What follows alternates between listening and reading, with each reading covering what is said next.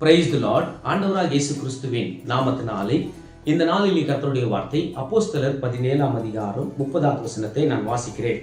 அறியாமல் உள்ள காலங்களிலே தேவன் காணாத போல் இருந்தார், இப்பொழுதோ மனம் திரும்புங்கள் என்று எங்கும் உள்ள மனுஷர்களுக்கும் கட்டளை இடுகிறார். தேவ பிள்ளைகளை, இப்பொழுதோ மனம் திரும்புங்கள் என்று ஆண்டவர் நம்மளோடு பேசிக் கொண்டிருக்கிறார்.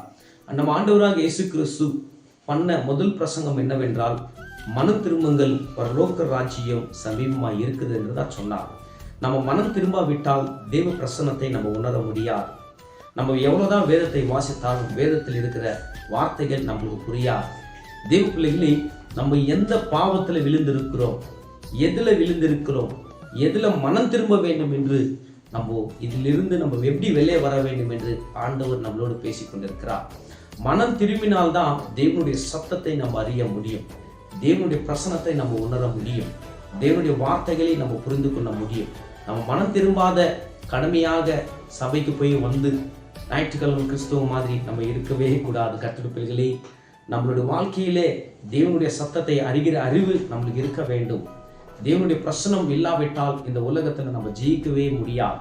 தேவ பிள்ளைகளே, நம்ம இன்னைக்கு மனம் திரும்பலாம், தேவனுடைய பிரசனத்தை நம்ம உணரலாம். இந்த உலகத்துல மேன்மையான ஒரு விஷயம் இருக்கிறதென்றால் தேவனுடைய வார்த்தைக்கு மேலானது இந்த உலகத்துல மேன்மையானது ஒன்றுமே இல்லை. கர்த்தருடைய பிள்ளைகளே, இன்னைக்கு தேவனுடைய பிள்ளைகள் மூலியமா எத்தனையோ ஊழியக்காரர் மூலியமா ஆண்டவர் மனம் திரும்புங்கள் என்று கர்த்தர் பேசிக்கொண்டு இருந்தாலும், ஆனா நம்ம மனம் திரும்பி இருக்கிறோம் என்றால் அது ஒரு சந்தேகமா இருக்கிறது. கர்த்தருடைய பிள்ளைகளே, நம்மளுடைய வாழ்க்கை இந்த உலகத்தில் அழிந்து போவது அல்ல.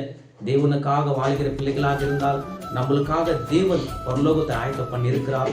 நம்ம இனிமேல பாவத்தை விட்டு தேவனுக்காக எழுந்து பிரகாசிக்கலாம், இயேசுக்காக வாழலாம், தேவனுக்கு உண்மையா இருக்கலாம்.